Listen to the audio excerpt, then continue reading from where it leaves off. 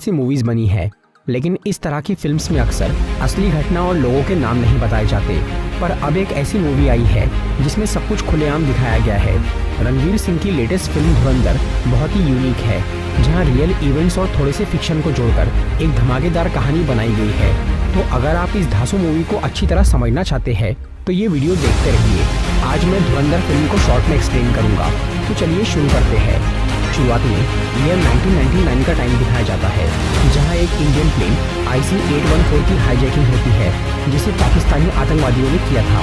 तब Indian intelligence bureau का director Ajay Sanyal उन टेररिस्ट के साथ एक डील करता है और उस प्लेन के पैसेंजर्स को आज़ाद करवाता है। लेकिन अजय सान्याल उस घटना से बहुत गुस्सा हो गया था और वो पाकिस्तानियों को इसका मुंह तोड़ जवाब देना चाहता था, जिसके लिए वो एक प्लान तैयार करता है। पर रॉ के सेक्रेटरी उसे इस काम के लिए मना कर देते हैं।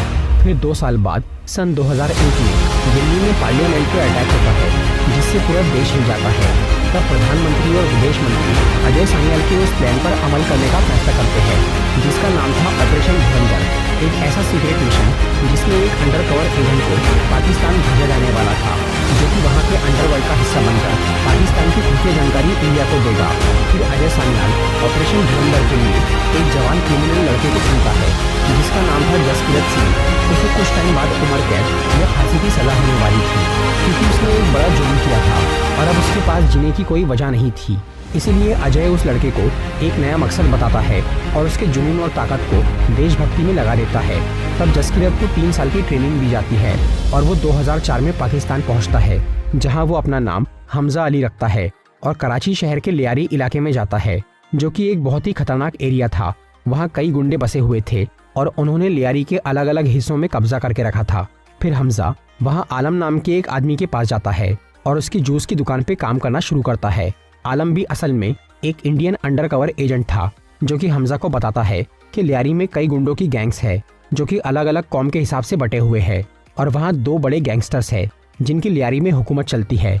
एक बाबू डकैत, जो कि पठान गैंग का लीडर था, और दूसरा रहमान बलोच उर्फ रहमान डकैत, जो कि बलूच कौम का मसीहा था, क्योंकि उसने लियारी के बलूचों की बहुत मदद की थी। रहमान असल में बाबू डकैत की नाजायज औलाद थी, और क्योंकि वो दोनों अलग बिरादरी और अलग ग्रुप के थे, इसलिए उनमें गहरी दुश्मनी थी। जसकीरत यानी हमजा को यहाँ किसी एक बड़ी गैंग में शामिल होना था, ताकि वो उनके जरिए पूरे पाकिस्तान अंडरवर्ल्ड तक पहुँच सके। और क्योंकि हमजा यहाँ बलोच कौम का बन के आया था, इसलिए वो सिर्फ रहमान बलोच की गैंग में ही जा सकता था, जिसके लिए आलम जूस वाला कोई तरीका सोचने लगता है। तब उसे अपने एक खबरी, जो कि पठान गैंग का मेंबर था, उससे पता चलता है कि बाबू डकैत के आदमी एक शादी में रहमान के बेटे नईम को मारने वाले हैं, और अगर हम